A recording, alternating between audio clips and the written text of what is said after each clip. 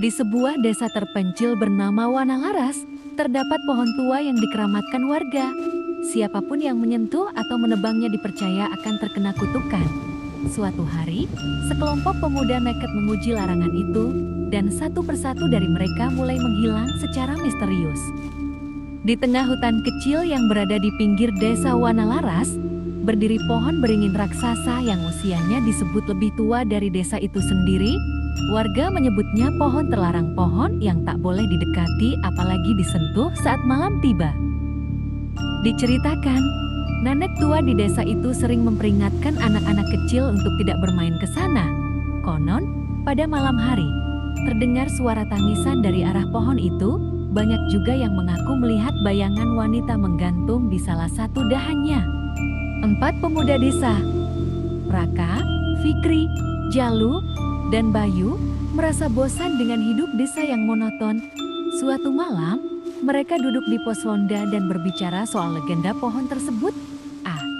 Cuma cerita buat nakut-nakutin anak kecil, ucap Bayu sambil tertawa. Gimana kalau kita buktikan sendiri? Besok malam kita ke sana, tantang Raka. Akhirnya mereka sepakat pergi ke pohon itu. Mereka membawa senter dan kamera untuk merekam pembuktian bahwa itu hanya mitos. Di tengah malam, mereka tiba di pohon itu. Udara mendadak dingin, angin berhenti, daun-daun seperti berhenti bergerak. Raka iseng menyentuh batang pohon, dan Jalu menendang akar pohon sambil tertawa mengejek. Mereka kembali ke rumah masing-masing dengan rasa puas. Keesokan harinya, Jalu tidak keluar rumah. Ibunya panik dan mendapati anaknya seperti kerasukan berteriak, mencakar tembok, dan berkata, "Dia datang dari pohon itu. Dia menggantung di atas tempat tidurku." Jalu akhirnya dilarikan ke rumah dukun desa, Mbah Wiryo. Malam berikutnya, Bayu hilang. Sepeda motornya ditemukan tergeletak di pinggir hutan. Lampunya masih menyala. Raka dan Fikri mulai ketakutan. Mereka bermimpi buruk tentang wanita berambut panjang yang menggantung di dahan dengan leher patah dan mata melotot. Raka dan Fikri kembali ke pohon bersama Mbah Wiryo. Dukun tua itu membawa dupa, kain kafan, dan kendi air kembang. Ternyata, pohon itu adalah tempat wanita bunuh diri puluhan tahun lalu.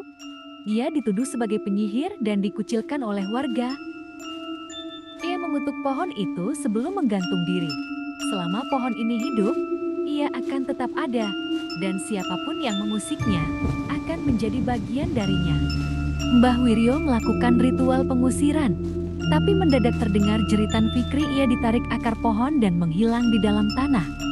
Raka berhasil diselamatkan oleh Mbah Wiryo, tapi rambutnya memutih karena ketakutan. Kini tak ada lagi yang berani mendekat. Tapi setiap malam Jumat Kliwon, kadang terdengar suara ranting berderak, seperti ada yang menggantung di sana, menunggu korban berikutnya. Setelah kejadian di pohon terlarang, hanya Raka yang selamat meskipun trauma berat dan rambutnya memutih.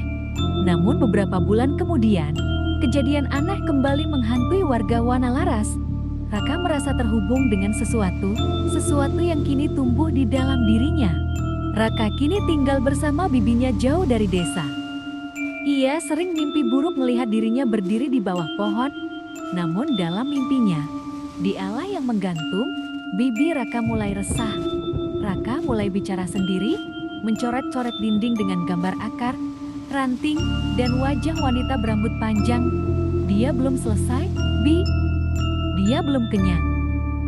Desa Wanalaras dikemparkan kembali. Seorang anak kecil ditemukan hilang setelah bermain layangan di dekat pohon.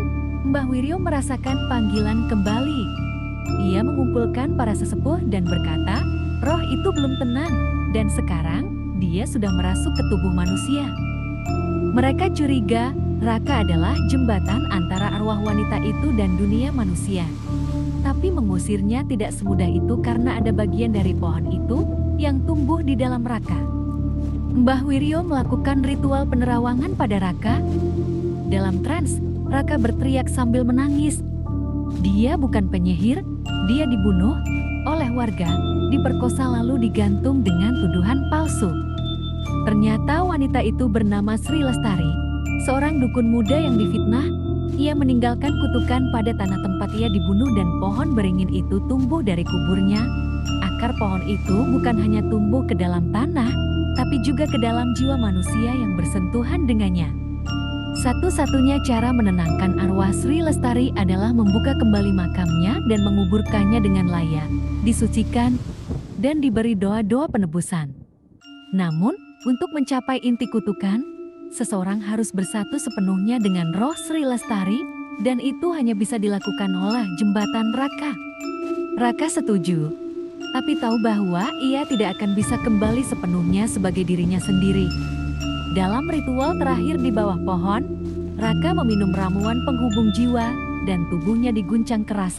Aku bisa merasakan dia, sakit, marah, kesepian. Dengan pengorbanan itu, pohon tua itu akhirnya layu. Daunnya luruh semua dalam semalam, akar-akarnya mencair seperti darah hitam. Raka tidak pernah kembali dari ritual itu. Ia dikuburkan dengan prosesi layak, berdampingan dengan makam Sri Lestari yang baru. Sejak saat itu, desa kembali tenang. Namun, beberapa tahun kemudian, di halaman belakang sebuah rumah dekat sungai, seorang bocah kecil bermain dan menemukan tunas kecil tumbuh tunas pohon beringin yang daunnya berwarna merah tua seperti darah.